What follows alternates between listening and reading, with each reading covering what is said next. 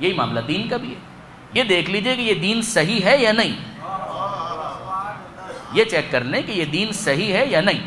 اگر ایک مرتبہ یہ سمجھ میں آ گیا کہ ہاں یہ دین صحیح ہے, یہ خدا کی طرف سے ہے, تو پھر اب اس کے بعد جو ڈوز اس نے دیا ہے اس کو اسی طریقے سے ایکسیپٹ کرنا, یہی بندگی ہے, یہی عبدیت ہے, یہی عبادت ہے. پھر اس کے بعد اس کو اسی طریقے سے قبول کیا جائے گا. جو میں کل عرض کر رہا تھا کہ پھر اس ہاؤ کو آپ نے ڈسکور کر لیا, وہ جو لنکس ہیں ان کو آپ نے اسٹیبلش کر لیا کہ اچھا یہ معاملہ اس طریقے سے جا کر جڑ جاتا ہے مرضی پروردگار کے ساتھ.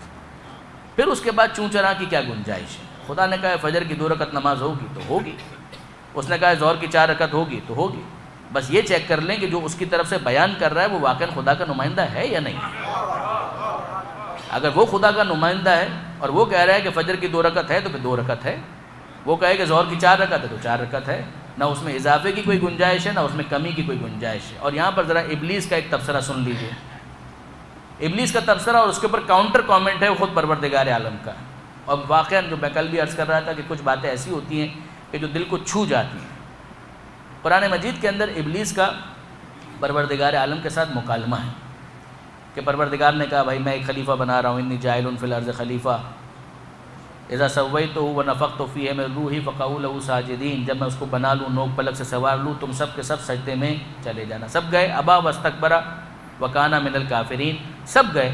شیطان نے انکار کیا, ابلیس نے, اس نے تکبر کا مظاہرہ کیا اور وہ کافروں میں سے ہو گیا, یا وہ پرانا کافر تھا. دونوں ترجمے اس کے صحیح ہیں. یہاں تک تو قرآن مجید کے اندر آگے بھی ہے باتیں کہ پروردگار عالم نے کہا کہ ما منعک ان لا تسجد اذ امرتک, اے ابلیس تجھے کس نے روکا, تو نے کیوں سجدہ نہیں کیا جبکہ میں نے تجھے حکم دیا تھا. آپ ذرا انداز دیکھیے, میں نے تجھے حکم دیا تھا. اگر کسی اور کا حکم ہوتا بات الگ تھی, میں نے تجھے حکم دیا تھا تو نے کیوں سجدے سے انکار کر دیا. تو اس نے سامنے سے جواب دیا کہ تو نے مجھے آگ سے پیدا کیا, اسے مٹی سے پیدا کیا, اور میں اسے سجدہ نہیں کر سکتا, یہ میرے اسٹیٹس کے خلاف ہے. حیات القلوب علامہ مجلسی کی بہت معرکۃ الآراء کتاب ہے, البتہ محققین کے لیے. علامہ مجلسی نے اس کے اندر اس مکالمے کی فردر ڈیٹیلز رپورٹ کی ہیں جو معصومین کے ذریعے سے ہم تک پہنچی ہیں. اور اس میں کیا ہے کہ ابلیس نے اس موقع پر ایک ڈیل آفر کی, پروردگار عالم کو معاذ اللہ برائب کرنے کی کوشش کی. اب ذرا دیکھیے جسارت اور جرأت جب بڑھ جاتی ہے تو کہاں تک انسان یا شیطان جا سکتا ہے. شیطان صفت انسان بھی تو ہوتے ہیں. اس نے کیا ڈیل آفر کی؟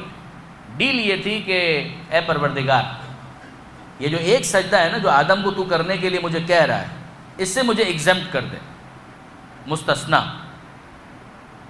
میں استثناء چاہتا ہوں, اس سے مجھے ایگزمپٹ کر دے. پھر اس کے بعد کیا ہوگا کہ میں اس پوری کائنات کے اندر جتنی بھی جگہ ہیں ہر جگہ پر جا کر اپنی پیشانی رکھوں گا, اپنے عابد ہونے اور تیرے معبود ہونے کا اعلان کروں گا. یہ ایک سجدہ میں نہیں کرنا چاہتا, اس کے بعد ہر جگہ میں تجھے سجدہ کروں گا. تو پروردگار عالم نے کیا کیا, اس کی پیٹھ نہیں تھپتھپائی ہے, اس کو یہ نہیں کہا well done, very good offer, accepted, ایسا کچھ بھی نہیں کہا, بلکہ کیا کہا, یہ جملہ سننے والا ہے. میرے نوجوان دوست اگر اس جملے کو یاد رکھ سکیں تو انشاءاللہ انہیں کام آئے گا. پروردگار عالم نے کہا اے ابلیس, جو تو کرے وہ عبادت نہیں ہے, جو میں کہوں وہ عبادت ہے.